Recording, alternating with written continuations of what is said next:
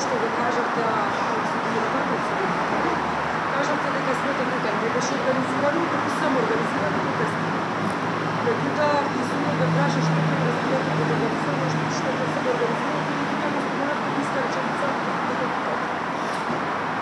Тоа што го кажа во судот, а вие сега го цитиравте, дека народот тој ден, а и не само тој ден, туку и неделите претходно, месеците претходно се самоорганизираше, односно бројката варираше од неколку стотини во некои денови до неколку илјади во други денови. Дел од тие протести кога можев бев јас, зошто? Затоа што протестиравме против погрешните политики во најава кои што тогаш беа актуелни во државата и ценам дека на тој начин е демократско право на секој граѓанин во една демократска држава да изрази револт против определени политички девијантни однесувања на определени политички структури и политички партии. Во случајот тоа беше СДСМ и сето она кое што во тој период СДСМ го најавуваше доколку е партија која што ќе формира владата.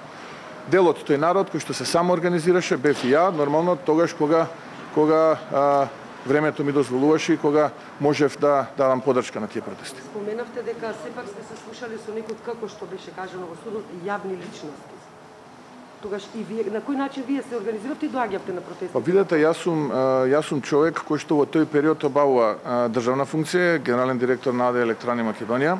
Во тој период сум исто така и советник на претседателот на владата, член на извршниот комитет во тој период на ВМРО ДПМН, човек од градов кој што познава многу луѓе, па и јавни личности, и логично е дека дел од тие јавни личности имаат конзервативни десни сваќања и луѓе кои што протестираат против погрешните политики во најава во тој период и се истомисленици со моите сваќања во тој период за актуелната политичка ситуација.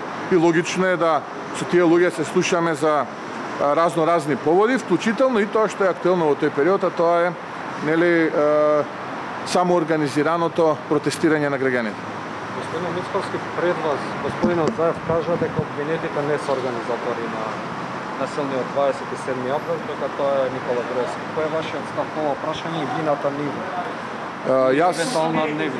Јас дадов изјава и внатре во судницата дека ниту извршниот комитет, ниту било кој член на ВМРО ДПМН е дел од организацијата на ова самоорганизирање на народот кој што се случуваше во тој период. Ова е очигледно дека станува збор за сериозно и жестоко монтиран политички процес кој што има единствена цел да нанесе штета на ВМРО ДПМН, политички процес кој што има за цел да врши политички терор врз активистите и членовите на ВМРО ДПМН и политички процес од кој некој профитираше, а некој сериозно загуби. Јас ценам дека после 27 април сериозно загуби ВМРО ДПМН, а веднаш после тие настани влада направи СДСМ и Зоран Заев. Можеби тој одговор на ова прашање ќе ви послужи да истражите и да иницирате кој го осмисли сето тоа, кој го спроведе и зошто се случи. Никако тој што загуби тој процес не може да биде нити инспиратор, нити сценарист, нити оперативно да го спроведе. Јас повеќе би се задржал на тоа кој профитираше и кој имаше бенефит од сето тоа.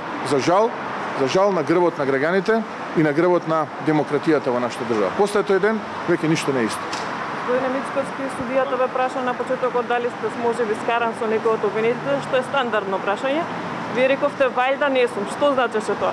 Па се обидов да бидам вицкаст и да внесам една доза на хумор во судницата, бидејќи за прв пат се појавувам во судница во својство на сведок, не сум бил до сега во својство на обвинет. Една чудна атмосфера, многу сериозно, за која што за прв пат јас ја гледам и се обидов да внесам малце ведрина, инаку да, тоа се мои пријатели и да, не сум со никого замерен, нити па имало зошто и било каква причина да бидам замерен.